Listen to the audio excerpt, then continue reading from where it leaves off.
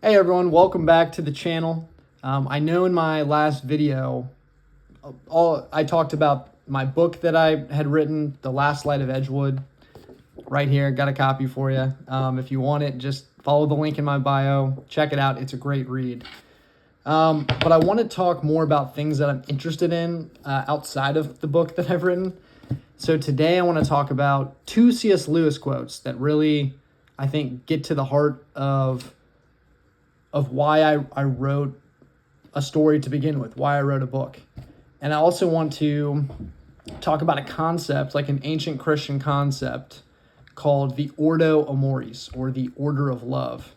It's a term coined by St. Augustine in The City of God, which basically the concept is that your love, how you love, and who you love should be ordered, and there's a right order to it. It's not something that you can just love whatever you want to love and in however way you want to love it. Basically, St. Augustine is saying that love is not love, and that you are not the arbiter of what love is. There's somebody else that arbitrates love. So let me start with these two C.S. Lewis quotes. I'm going to pull them up, so I'm just read them. Quote one is about storytelling, okay? And here's what it says. It's simple. A children's story which is only enjoyed by children is a bad children's story. I think that's generally true. If you read a story and you're saying, man, only a child would like this, then it's probably just not a good story. That it's still not even a good children's story. I think we kind of, in today's culture, we even give our children sloppy stories that just aren't really good. And we should be giving them, like, this is a good story. Even if you don't understand every bit of it, like, I'm inviting you into something that is maybe above your understanding, but is good. And then the other C.S. Lewis quote, which gets back to Ordo Amoris, is from the Screw Tape Letters, and it has to do with something that C.S. Lewis touches on, which is imaginary benevolence.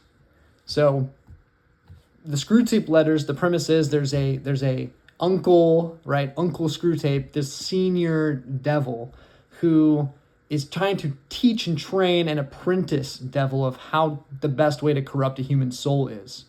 And so at some point in one of his letters, he says this: there's going to be some benevolence as well as some malice in your patient's soul.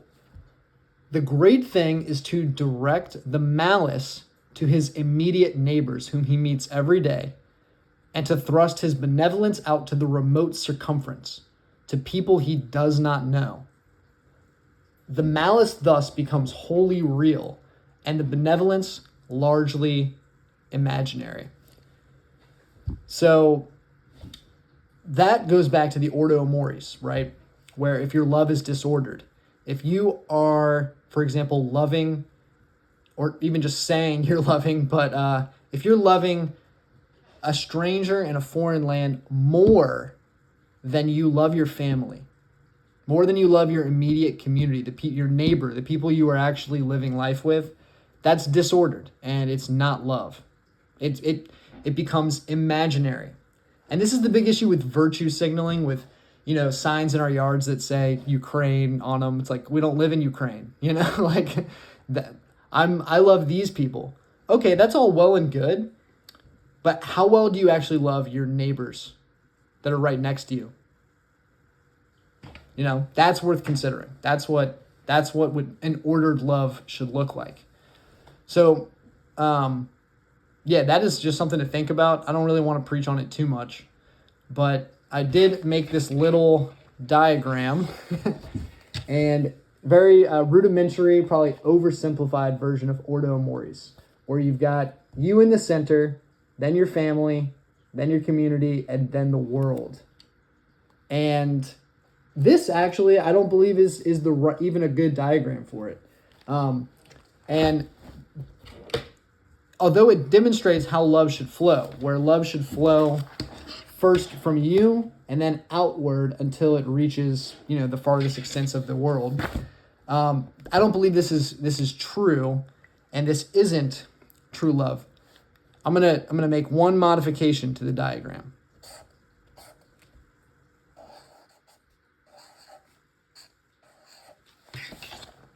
Okay, I think this is true. I think if you cross yourself out of the middle of this diagram and you replace it with God, now you have ordered love. You've actually forgotten about yourself and about how you feel and about what you need primarily.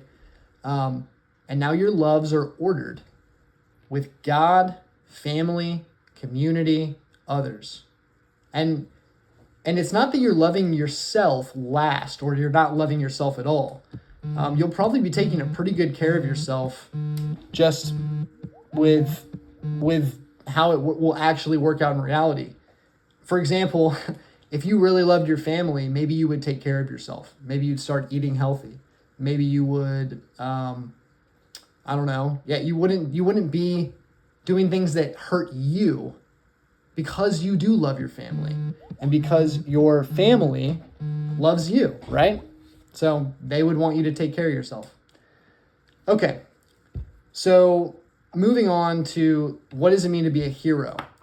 Well, I think all heroes, the best heroes in all of the stories, have their loves ordered. So for example, let's take Aragorn from The Lord of the Rings. He has his loves ordered well. And when you first meet him, the people that he's immediately involved with is very small. He has a very small circle. And it becomes the fellowship, right? So his first circle is really just Arwen, his elf girlfriend, right? And we don't even really see her that much. We just know that they have a pre-existing relationship. But as the story continues, he becomes the leader of a fellowship. And the task here for Aragorn is to love the fellowship well, to lead them, to play that role of leader in the fellowship. And he does that well before he ever becomes king of Gondor. And now his sphere of influence is the entire nation, right? But he embraces the task of loving the people around him well in the way that he is called, which is to lead them, to be their king. And as the story goes and as his sphere of influence increases, as the circumstances change and his call to be the king of Gondor comes, he's ready for it. And when he becomes king, he's a great king, right? So that's what it means to be a hero. And if you can get your loves in order, right, then you're on the right track. You just have to await for the call. So, yeah, I think that goes back to storytelling and why I wrote stories, why I like telling stories. I don't like telling stories because somebody in Japan might want to read it. I don't really know anyone in Japan, so I don't really care what they think. I tell stories because I have a family and because I have children and because I care what they think. I love them and I think everybody enjoys good stories. That's my target audience here, is like my family, my two little girls. I have two girls. And also my church. Like, I love those people and I want to bless them with a good story. That's my primary motivator.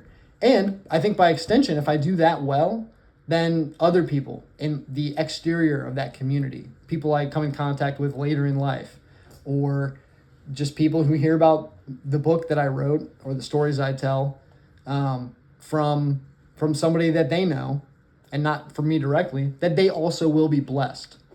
So that's kind of my goal with that. That's going to be the end of this video.